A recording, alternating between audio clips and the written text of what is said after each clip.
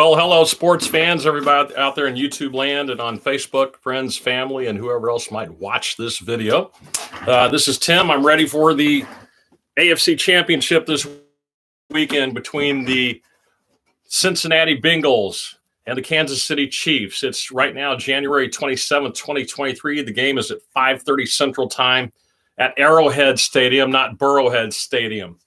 So the Bengals slight upset winners last week at Buffalo in the snow, and it was kind of advantageous for the Bengals because they had three starting offensive linemen out, and with the slick conditions, it gave the offensive line the edge over the defensive line, and Cincinnati chose to run the football and did so quite effectively with some passing here and there, and beat up the Bills pretty handily. The Bills just didn't run the ball. They tried to pass a lot, and Cincinnati had good coverage and good pressure on Josh Allen and sent the Buffalo Bills packing inside their igloos in snowy Buffalo. So the Chiefs and the Bengals meet the second year in a row, again at Arrowhead Stadium. This is the fifth year in a row for the Chiefs to host the AFC Championship. They are 2-2, losing only in overtime to Tom Brady, and then losing only in overtime to Joe Burrow last year. The other two times the Chiefs won the games against the Titans and against the Bills, and won the Super Bowl against San Francisco and lost to Brady and the Bucs in Tampa. Of course, last year's game was played in L.A. between the Rams and the Bengals after the Bengals beat the Chiefs, and the Rams beat the Niners. And the Niners are back again this year, and they will be hosted by the Philadelphia Eagles prior to the Chiefs game. So we'll have that result before the Chiefs and Bengals. And I'm expecting Philadelphia, unless Jalen Hurts gets hurt and can't play, I'm expecting Philly to win that game in double-digit fashion, something along the order of 31-20 or 31-17. It could be a blowout. They blew out the Giants last week. San Francisco struggled against the Cowboys at home, so I'm banking on the Eagles in this one. But let's get to the Chiefs and Bengals. I got a chance to review the game from last night on the NFL Network. They replayed the game and probably will today or tomorrow, another time or two before the real game takes place, the subsequent championship for this year. So I watched NFL Network. I got actually in the middle or late second quarter, the Chiefs were up 21-3, and the Natty marched the ball and got a touchdown, 41-yard pass to Perine, their backup running back, to Joe Mixon. Samaje Perine, also from Oklahoma, as well as Mixon. And he took like a screen pass and just ran it on in. And so we're going to talk about how to win this game from the Chiefs' perspective. Obviously, Mahomes and the boys can put up points on the Natty. They put up 28 points at Cincinnati in the jungle at Paycor Stadium last year. January 2nd, I believe that game was. It was the last game of the season. 28 points in the first half and only a field goal in the second half. In the championship game last year, the Chiefs put up 21 in the first half, had a chance to put up 28. Mahomes threw the ball short to Tyreek Hill at the 5, and he was stopped at the 2 with time running out in the half. And they could have got a field goal easily, or he should have thrown into the end zone. He forgot that one of his timeouts was used earlier, and that's very bad on Mahomes' part. It could really have cost the Chiefs the game right there, even though they had a 11-point lead going to half. It obviously wasn't enough for the Bengals offense, and the Chiefs defense couldn't stop them like they needed to. But there were some mistakes by Mahomes in that game. He threw a lot of errant passes. We had a lot of dropped balls, and he bungled the halftime where we should have had a score right before half, and he threw a short interception on our side of the field, which led to an easy Cincinnati touchdown that tied the game late in the third quarter. If those two plays go the other way, the Chiefs probably win that game by double digits. So I would expect Kansas City to win the game tomorrow, or win the game this Sunday at Arrowhead. It will be cold. It will be 21 degrees. There is expected to be no snow whatsoever, maybe precipitation early in the morning, but nothing on the field. So the Bengals won't have the luxury that they had in Buffalo last week of having the edge on the offensive line, knowing where they're going, because the Chiefs will, in fact, have footing. The Chiefs' defensive line is better than last year. I think we're second in sacks behind the Eagles, who had 70 for the year. Chris Jones leads the team. Carlos Dunlap was a nice pickup. George Karlaftis was a nice draft choice. And those guys are definitely helping out the line. Colin Saunders has come on. Derek Nottie had a sack last week. Of course, we have Frank Clark and Chris Jones. So we've got a very good rotation that should be able to put pressure on Burrow. And that's going to be one of my points of how the Chiefs can go about and win the game. On some strategies I've written down, things that I would do if I was the defensive coordinator, what I would tell the guys to do and to look for every play of the game. I mean, every play of the game. When you run down a NFL game, obviously there's 60 minutes. It looks like both teams are able to get off about 60 plays or more each. I saw one where Cincinnati had like 72 plays and the other team had about 54. There's going to be 120 plays in the game on offense, plus your special teams and everything. There'll be some hurry-up plays where they run a whole bunch of plays. Then they'll take the whole 40 seconds to run the next play, depending on the point of the game and what, the game flow and everything else, what they're trying to do. So if they're in a hurry-up offense, they'll get more plays off per minute. You got the timeouts that you're going out of bounds and things like that. Other times you run the ball 10 bounds and 40 seconds tick off before the next play starts. So that's just the ebb and flow of the game. But you're going to have about 60 plays on offense, which means you're going to have about 60 plays on defense, okay? So that's about the law of averages for most games. So, but there's something you should do on every defensive play, and that is go for the football. If the other team has possession, the other team's on offense, then you need to take away the football from that team. So you have to force fumbles. You have to get interceptions. How do you do this? It sounds, sometimes it sounds easier than it is. And sometimes teams make it look so difficult to do it or don't think about it. They want to just defend the pass instead of intercept the pass. They want to sack the quarterback instead of strip the ball from the quarterback. So I'm going to list some things that the Chiefs need to do for this game. I don't know if you can see the board or not, but I wrote down some things. And what we need to do, what in the stats you look at the game, one of the big stats you look at is turnovers. And turnovers, there's more ways to get turnovers than you think. Obviously, there's the fumble. And either he can drop the ball or it can be stripped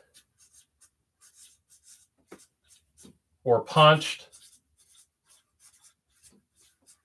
or chopped out. Strip the ball, just grab it and tackle the ball. I remember a play years ago, the Chiefs were playing down at the Houston Oilers, and our tight end caught the pass, and the other guy just came up and grabbed the ball and ran the other way for a touchdown. So you got to grab, tackle the ball. You got to strip it out. You got to punch it out. You can do the old tomahawk chop like Derek Thomas used to do. Sometimes a guy will just drop the ball, and lucky you were there. But most of the time, you got to strip, punch, chop, or grab, tackle that ball to get that fumble, okay? The other thing is interception. I'll just put INT. So that's where you jump in front of the would-be receiver and you catch the ball, and now it's your ball. So you got to step in front. You might get a tip. This is why the defense needs to have their hands up. You might get a deflection of some sort. Maybe the guy throws the ball, hits some guy's helmet, deflects in the air, you got it. You can step in front of the defender. Again, if you don't get it, you can punch, strip, or grab, or chop the ball out of his hands. But what you got to do is you either force the incompletion, or you intercept the ball, or you fumble the ball. You don't do it at certain times of the game. You do it every play. It has to be a habit, because turnovers that way. All right. Another way you turn over the ball is fourth down stop. They go for it on fourth down, and you stop them. Incomplete pass. The runner doesn't get to the first down. The other way is called a punt. It's fourth and long, and it's fourth and too long, and they don't go for fourth down. They punt. So these are all forms of turnovers: fumbles, interceptions, fourth down stops, and punts. And if your opponent has more of those than you do, then you should win the game because you got more turnovers, total turnovers, whether it was a fumble, interception, fourth down, or a punt. But the main thing is you need to punch, chop, grab, tackle, strip that ball from him, or any loose ball, pick it up. And you go for that ball every play. Every play. So let's talk about pressure on the quarterback. Because if you get good pressure on the quarterback, I want to draw his offensive line here. Little X's and O's. And we got, say, 4 down linemen. Right? There's going to be 5 blocking 4. This is Chris Jones. This is Chris Jones right here for the Chiefs. It's going to take 2 guys to block him. Everybody else is one-on-one. This gives a chance for a linebacker here, or a defensive back here or here to come in. 1, 2, 3, 4, 5, 6, 7, 8. Then we got 3 DBs back here.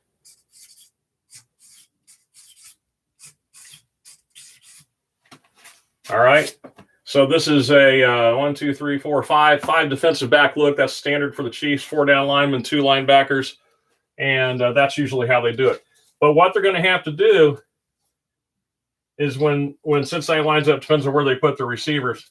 If they got 2 receivers here and 1 over here, then this defensive back's going to help out over here. He's going to rotate this way. Let this defensive back come in, and he's one-on-one over here. All right? And the linebacker may have to drop out, and then this guy can go in on the blitz this way too. But the pressure is getting to Joe Burrow right there. But what I would do is I would hit Joe Burrow every play. If I get there too late, I won't hit him as hard so I don't get a penalty. But I want to hit Joe Burrow every play. But Joe Burrow has this magic arm right here, and he's got the football in it. All right? And he's right-handed. He's always going to throw right-handed. If you come from this way, then you're coming from his blind side. And you might be able to get him, and you're going to have to hit him from behind, and you grab the football from behind, or tomahawk chop him right there at the wrist, or hit his upper arm here, or his elbow here, hit his funny bone. If you ever had your funny bone hit, you know you can't hold anything. It's going to drop right away. This is going to be more pressure in his face. This is pressure from behind. Maybe these 2 guys roll over here, and this guy blitzes. So they got 2 here. These 2 guys roll over, and this guy blitzes here. He's not, since he's right-handed, a right-handed quarterback, it's easier to move to his right and throw the ball from this way than move to his left and throw it this way, because this is a little more off balance going that way. So the pressure should almost come so he can see it. Maybe get a guy from the backside. But whatever I'm going to do with Joe Burrow, I'm going to hit him every play. And I'm going to hit him every play. And if it's a run, I might hit him too. And I'm just going to make sure that this guy knows that I've got his number every play of the game. And I'm going to hit his right arm, his right hand, his right wrist, his right elbow, his right shoulder. And if his other arm is out here to the side, I'm going to grab his hand, arm, forearm, and I'm going to spin him around like a top. And he may just accidentally throw the football backwards towards the goal line, and it's easy pick up for a touchdown. Okay. But what the Chiefs need to do is get some pressure from the front 4. Linebackers kind of contained, but they're going to have to blitz a defensive back from either side, one side or the other, and a linebacker, and go after Joe Burrow's right arm, because that's the arm that he's going to throw the football from. So that's my whole goal. It's a simple plan. You you just go after him every play, and you hit his right arm, right hand, his throwing arm the whole time, hand, wrist, forearm, upper arm, shoulder, in so much that it's going to get sore. And, you know, he might bruise his hand, bruise his finger, bruise his wrist. He might lose some grip on the ball. He might not be able to make spirals. He'll be pressured.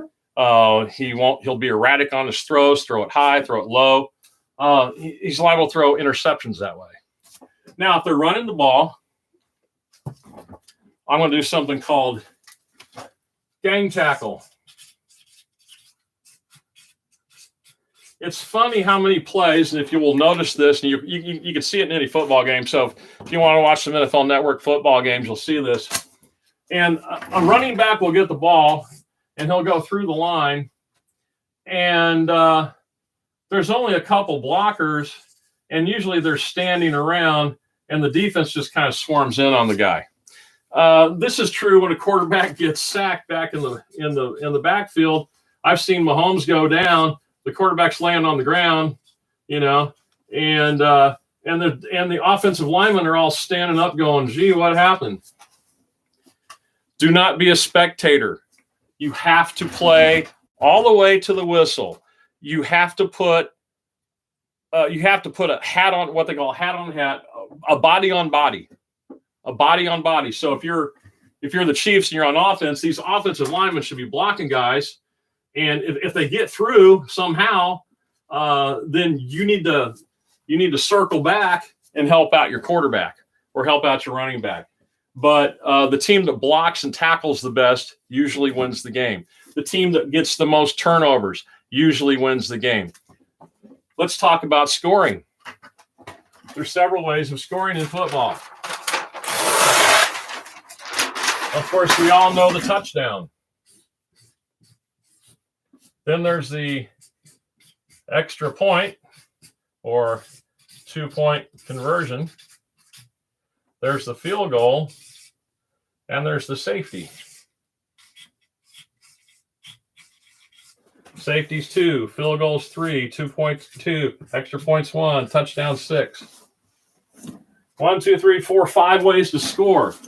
The only way you score a touchdown is to control the ball across the goal line of the other team, or you recover the ball in their end zone, or you catch the ball in the end zone, make sure you have 2 feet in and control of the ball, or you break the plane, and that gets you 6 points.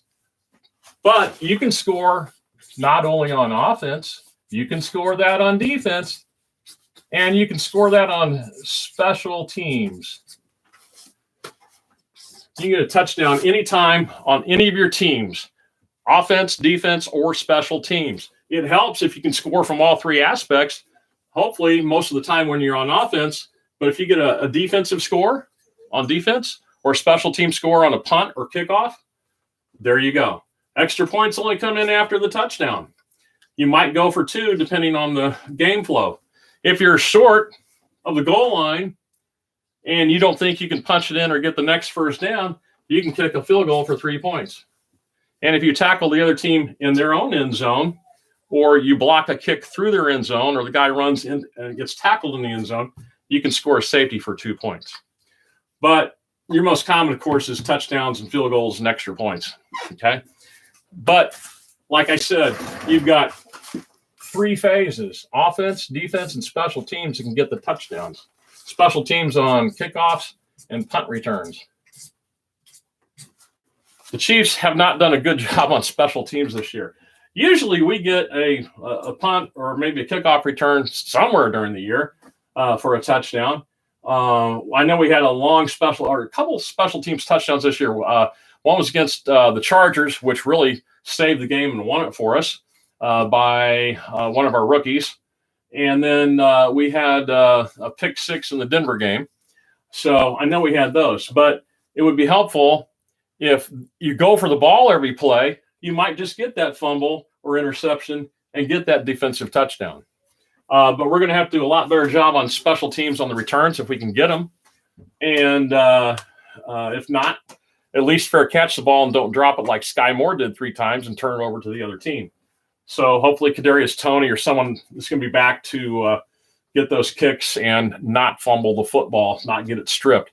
But this is what's happened to the Chiefs all season. Other teams have stripped the ball from Kansas City and made the games much closer, or we just simply dropped the ball, like I mentioned on the other chart, and the other team picked it up, and it was down in our territory after punt, and they got an easy score, and we lost to the Colts that way.